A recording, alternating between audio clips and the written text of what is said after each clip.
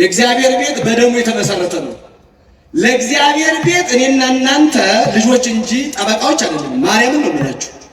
ቢሆን ኖሮ አህዮቹን ፈታችሁ አምጡልኝ ያለ ክርስቶስ ጅራፍ ገምዶ ቤተ መቅደስ ሊያጸዳ አይገባም ነበር። ለጴጥሮስ እንካ እየገረፍክ አስወጣልኝ ይለው ነበረ። ያልተገባ ጅራፍ የያዛችሁ ሰዎች ጅራፋቸውን ወደ ሰገባችሁ መልሱ። አልተሰጠሽም ጅራፍ፣ አልተሰጠህም። ጅራፉ ያለው ክርስቶስ ጋር። በምድር ያሰራችሁት በሰማይ የታሰረ ነው፣ በምድር የፈታችሁት በሰማይ የተፈታ ነው ብሎ መለኮታዊ ስልጣን ሰጥቶ ሲያበቃ ጅራፉን ለጳጳሳት አልሰጠም፣ ለቄስም አልሰጠም፣ ለዲያቆንም አልሰጠም። ሰው ክፉ ነው። አሁን ጅራፍ ይዘናውን ቢሰጠኝ እኔ እየገረፍኩ ደስ ያለኝን ግባ። አንዳንዴ የተሰጠንን ነገር ማወቅ ራሱ ጥበብ ነው።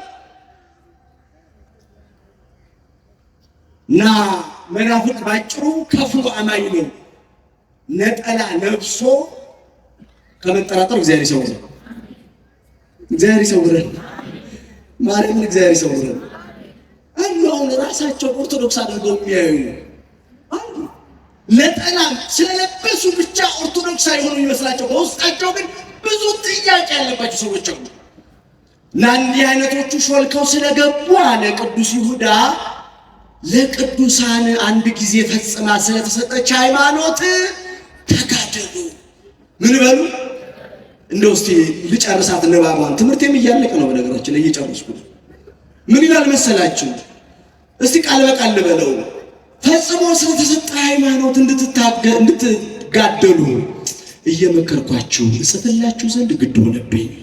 ከብዙ ጊዜ በፊት ለዚህ ፍርድ የተጻፉ አንዳንዶች ሰዎች ሾልከው ገብተዋልና። ምን ብለው ገብተዋል? ሾልከው ገብተዋልና ኃጢአተኞች ሁነው የአምላካቸውን ጸጋ በሲሰኝነት ይለውጣሉ። ንጉሳችንንና ጌታችን ብቻውን ያለውን ኢየሱስ ክርስቶስን ይክዳሉ አለ። ምን ይላሉ?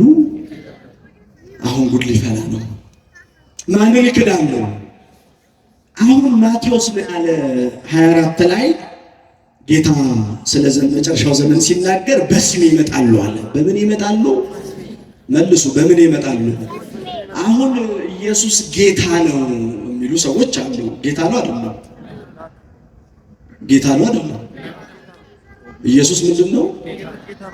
ጌታ ነው። የጌቶች ምንድነው?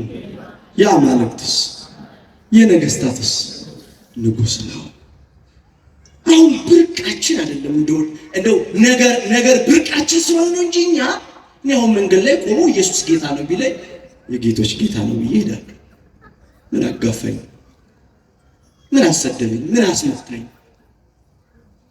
የተነገረን ሰይጣን ጌታ ነው ብሎ ይመጣሉ አለ መጽሐፍ። በስሜ ይመጣሉ አለ። አስረግጬ እነግርሃለሁ እንዲህ ይላል መጽሐፍ። አፋቸው ከቅቤ ይልቅ የለዘበ ነው፣ በውስጣቸው ብርቱ ሰልፍ አለ። አፋቸው ግን ከቅቤ ይልቅ የለዘበ ነው። ጌታ ሞት ነው። ኢየሱስ ይወድሻል ሲሉ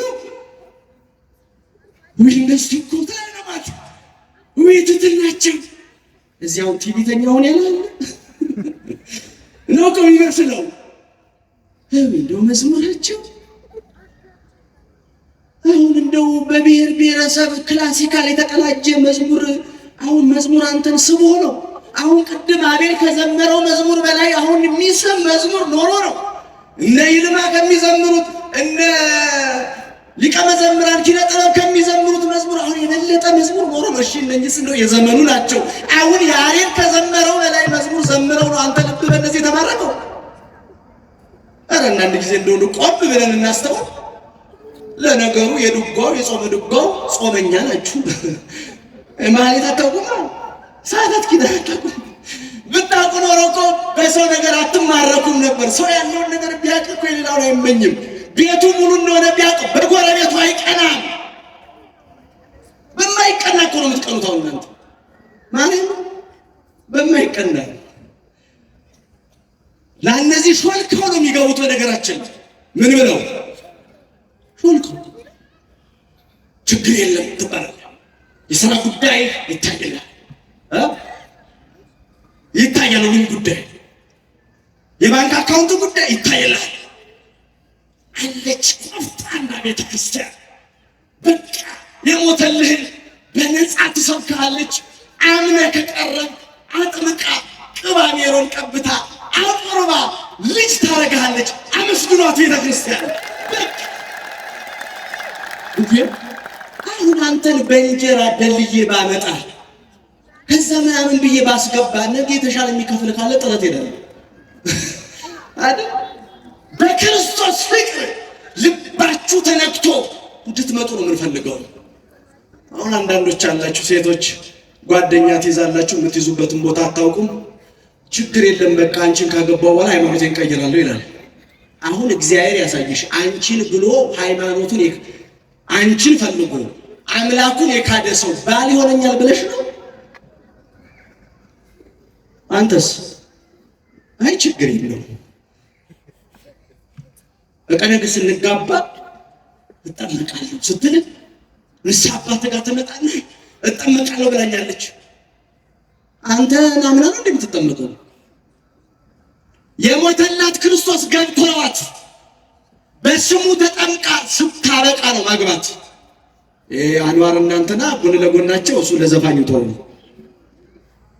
የሚባል አማርኛ የለም። እና ሾልከው ነው አጠቃላይ የሚገቡት እና ብዙዎችን ያስታሉ። ስለዚህ መፍትሄው ለቅዱሳን አንድ ጊዜ ስለተሰጠች ሃይማኖት መጋደል ነው። ስንት ጊዜ? ሃይማኖት ማለት ግን ምን ማለት ነው? ጥሩ ነው፣ እምነት ነው። ሃይማኖታችሁ ምንድን ነው? አሁን ተሳሳታችሁ። አያችሁ፣ ሃይማኖት ሲባል ሰው የሚመስለው የሆነ ተቋም ስህተት ነው። ሃይማኖት ብሎ ማመን፣ መታመን፣ ጽኑ ተስፋ ማድረግ ነው። ሃይማኖት ማለት እግዚአብሔርን ማመን፣ በእግዚአብሔር መታመን፣ በእግዚአብሔር ጽኑ ተስፋ ማድረግ ነው። ሃይማኖት አለኝ ሲል አንድ ሰው እንዲህ እያለ ነው፣ እግዚአብሔርን አምናለሁ፣ በእግዚአብሔር እታመናለሁ፣ እግዚአብሔርን ምን አደርጋለሁ? ተስፋ አደርጋለሁ።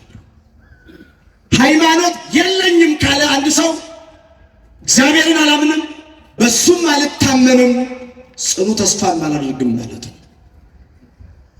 አስተካክሎ ሃይማኖት ይሄ ነው ትርጓሜው። ከማን የተሰጠው? ለማን? ለቅዱሳን ለሰው ልጆች አንድ ጊዜ ተሰጠን።